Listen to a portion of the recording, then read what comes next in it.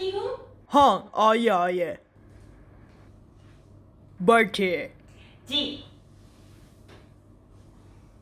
सबसे पहले आपका परिचय दीजिए। जी, मेरा नाम मयो है। मैं ओसाका विश्वविद्यालय में हिंदी पढ़ रही हूँ और पिछले साल 1 साल के लिए हिंदी पढ़ने के लिए भारत में रह रही थी। आप क्यों हमारी कंपनी में काम करना चाहती हैं? जी, आपकी कंपनी बहुत ही अच्छी है और लोगों को बहुत ज्यादा काम करवाते हैं, तो मुझे लगा मैं भी आपकी कंपनी में बिना सोए बहुत ज्यादा काम करके जल्दी जल्दी तरह तरह की स्किल्स सीख जाऊं। इसलिए मैं चाहती हूँ आपकी कंपनी में मैं काम करना चाहती हूँ। हाँ, मुझे पता है ऐसे कहूँगी तो मैं पास हो जाऊंगी। आखिर कंपनी लोग चाहते हैं काम ज्यादा करने वाले लोग। आप तो इंडिया में रह चुकी है ना? कोई कठिनाई या मुश्किल चीज या खतरनाक चीज नहीं थी? हाँ, एक बार मेरे घर में ना 2 बंदर आए हैं। मुझे बहुत ही डर लगा, लेकिन उस समय हिम्मत लेकर डंडा लेके आई और बंदरों को डंडे से भगाए हैं। बहुत ही डर लगा, लेकिन मजा भी आया है। और हाँ, मैं दिल्ली में रहती थी और दिल्ली में गर्मियों में तापमान 50 डिग्री तक पहुंच जाते हैं, तो मेरे लिए बहुत ही गर्मी थी, लेकिन मैंने इसे सही कर लिया। ठीक है, ये लड़की बहुत ताकतवर है, 24 घंटे भी काम कर सकेगी। नमस्ते मेरे चैनल में आपका बहुत बहुत स्वागत है। मेरा नाम मयो है। कैसे हैं? मैं ठीक हूँ। बहुत ही गर्मी आ रही है चलो बाद में इसको उतारूंगी। आज का विषय इससे पता चला होगा और इंट्रो से भी पता चला होगा। आज मैं जापान की जॉब हंटिंग यानी नौकरी ढूंढना के बारे में आपको बताना चाहूंगी, ठीक है? दरअसल मुझे लगता है जापानी जॉब हंटिंग ना थोड़ा सा पागल होता है, यानी बहुत चीजें हैं जो मुझे लगता है जरूरत नहीं है। तो आज मैं आपको जापानी जॉब हंटिंग, विशेष रूप से जॉब हंटिंग की पागलपन के बारे में आपको बताऊंगी, और दूसरा अपनी जॉब हंटिंग का अनुभव भी आपको बताना चाहूंगी। आज सिर्फ स्टूडेंट्स के जॉब हंटिंग के बारे में बताने वाले हूँ। अगर कंपनी बदलने के लिए जॉब हंटिंग कर रहे हैं तो सिचुएशन थोड़ा अलग है, ठीक है? तो शुरू करें। पहले मैं आपको बताना चाहूंगी जापानी जॉब हंटिंग की अजीब चीजें। नंबर 1, पहला अनुसूची यानी स्केड्यूल। जापानी कंपनी में जॉब हंटिंग शुरू होता है 1 जून में।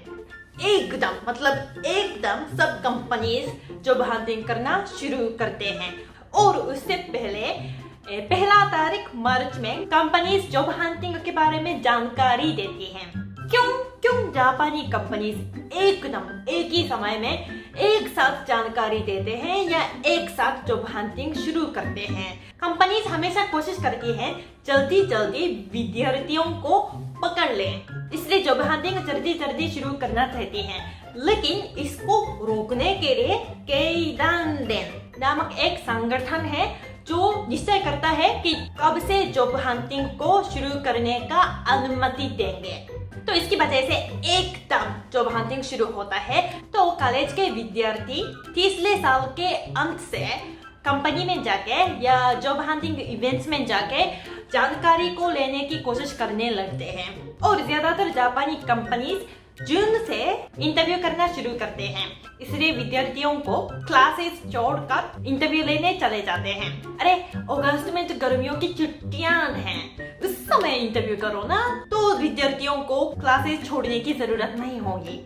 लेकिन ऐसा नहीं होता। और कुछ विद्यार्थी विदेश में पढ़ते हैं ना, जैसे कि मैं भारत में 1 साल रहकर हिंदी पढ़ रही थी। मैं तो 3रे साल के बीच में जापान वापस आ गई, इसलिए जॉब हंटिंग के लिए कोई दिक्कत नहीं थी। लेकिन कुछ विद्यार्थी चौथे साल के बीच में जापान वापस आ जाते हैं, तो वे लोग ठीक से जापान में जॉब हंटिंग नहीं कर पाते हैं।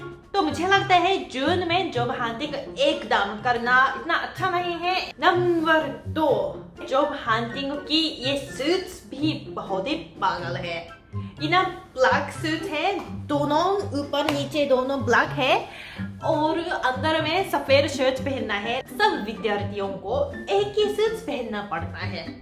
जैसे कि जॉब हंटिंग इवेंट ऐसा होता है, देखो सब लोग सच में एक ही सूट पहनते हैं। पता नहीं क्यों, लेकिन जापानी जॉब हंटिंग में ये चलता है। अगर अलग रंग के सूट पहनते, कुछ कंपनी लोग ऐसे सोचते हैं कि अरे ये विद्यार्थी नियम फॉलो नहीं कर सकता है, इसका मतलब हमारे कंपनी में नहीं काम कर सकता। ऐसे कुछ लोग सोचते हैं, इसलिए विद्यार्थी लोग ऐसे एक ही सूट पहनना पड़ता है। और बैग भी ऐसा बैग लेना पड़ता है, और बाल में ब्लैक काला होना चाहिए, और जूते भी काला होना चाहिए।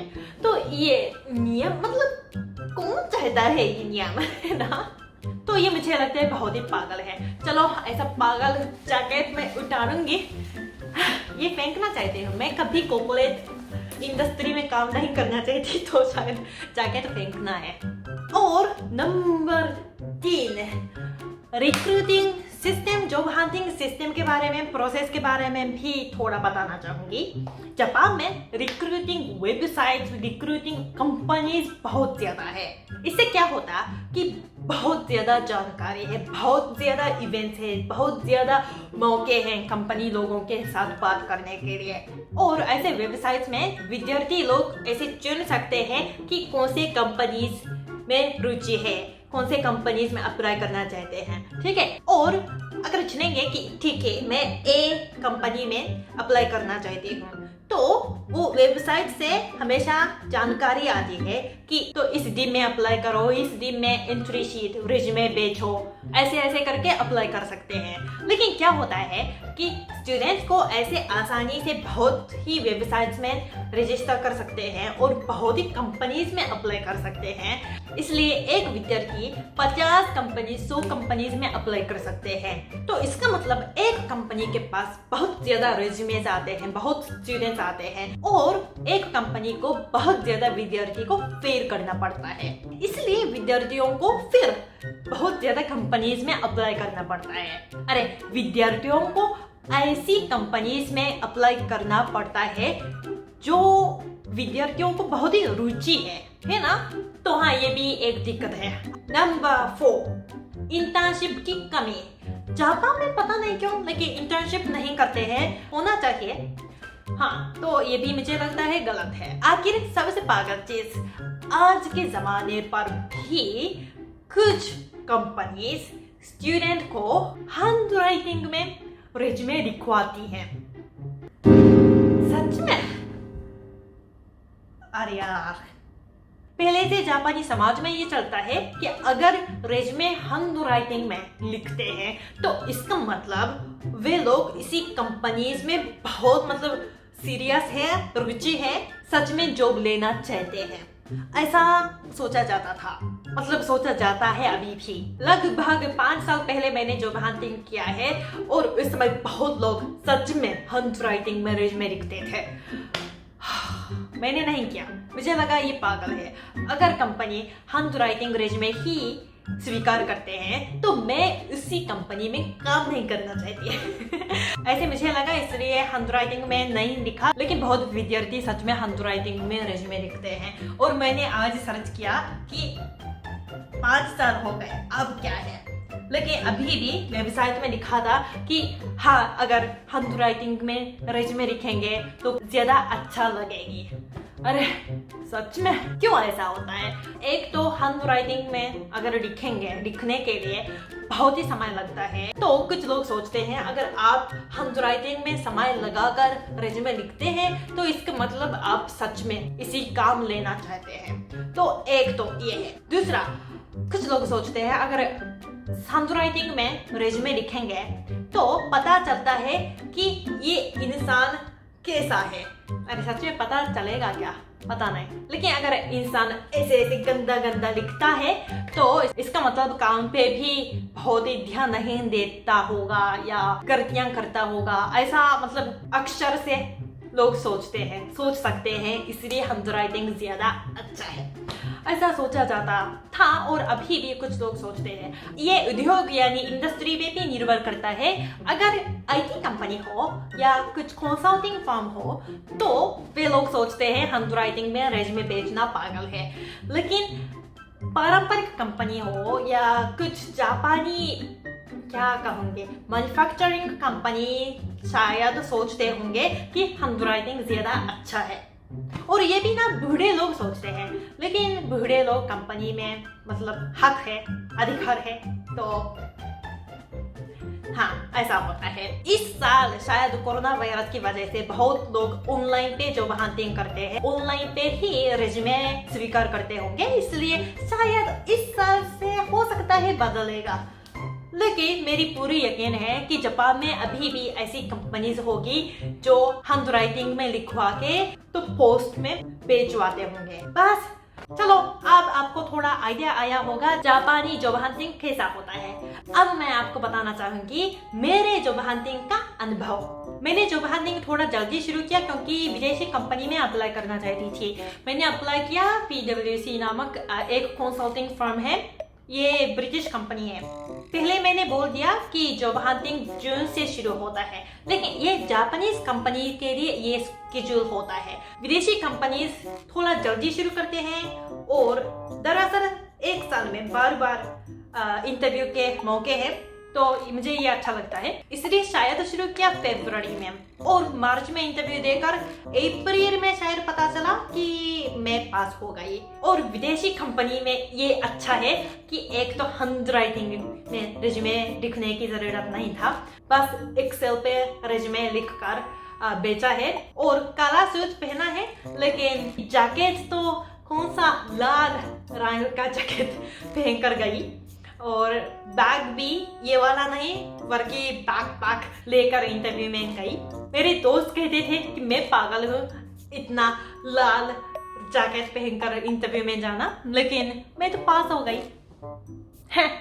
और इंटरव्यू भी काफी अच्छा था। पहला ग्रुप डिस्कशन था, 4-5 विद्यार्थियों के पास एक विषय के बारे में डिस्कस करना था, और उसके बाद 1 घंटे का इंटरव्यू, ओरल एग्जाम भी थी।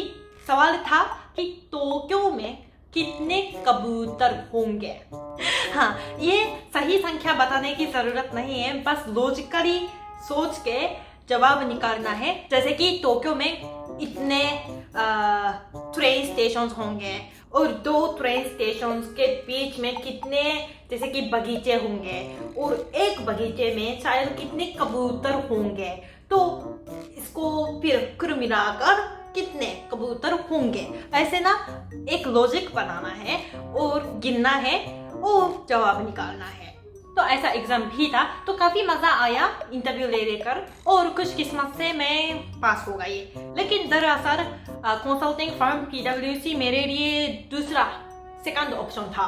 फर्स्ट ऑप्शन सबसे चाहती थी मैं जापानी ट्रेडिंग कंपनी में काम लूं, जॉब लूं।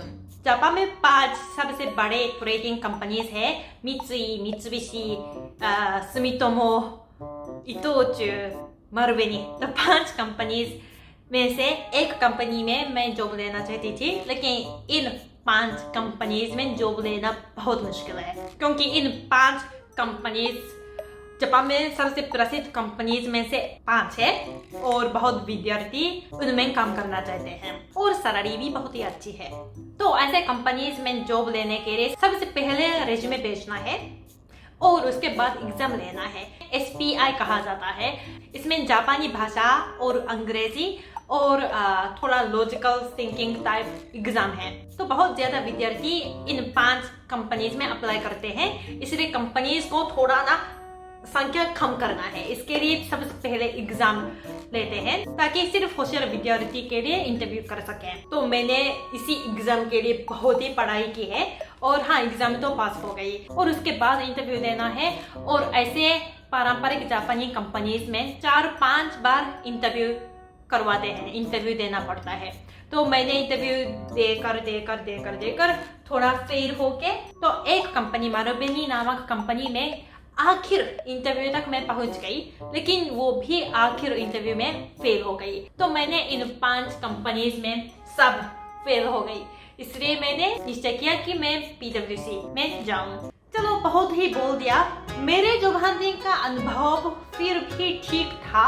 एक तो पहली कंपनी जो मैंने अप्लाई की है वहां पे मैं पास हो गई, तो उसकी वजह से 50 कंपनीज 100 कंपनीज में अप्लाई करने की जरूरत नहीं थी। लेकिन इन जनरल जापान की जॉब हंटिंग क्या कहते हैं, बहुत ही बिजनेस चलता है कि रिक्रूटिंग कंपनीज को पैसा कमाना है, इसलिए ऐसा जॉब हंटिंग प्रोसेस बनाया जिसमें रिक्रूटिंग कंपनीज को पैसा मिलता है। और ऊपर से जापानी पारंपरिक कंपनी में अभी भी पुराने जमाने की कस्टम चलती है जो मुझे अच्छा नहीं लगता, तो बदलना है।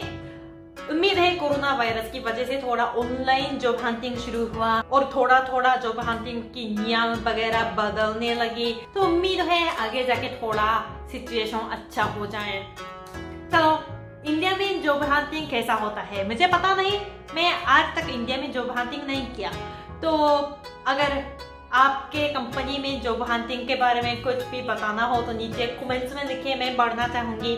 ठीक है, तो आज के लिए इतना ही है। अगर आप जापानी कंपनी में काम करना चाहते हैं तो जो भी मैंने आज कहा है वो जानना तो शायद अच्छा होगा, लेकिन शायद विदेशी लोगों के लिए ये सब नियम नहीं चलती होगी, पता नहीं, तो जो भी वेबसाइट में चेक कीजिए। ठीक है तो आज के लिए इतना ही। अगर आपको ये वीडियो अच्छा लगा तो लाइक और सब्सक्राइब जरूर कर दीजिए। मेरे वीडियो देखने के लिए बहुत बहुत धन्यवाद। फिर मिलेंगे, मतलब बाय बाय।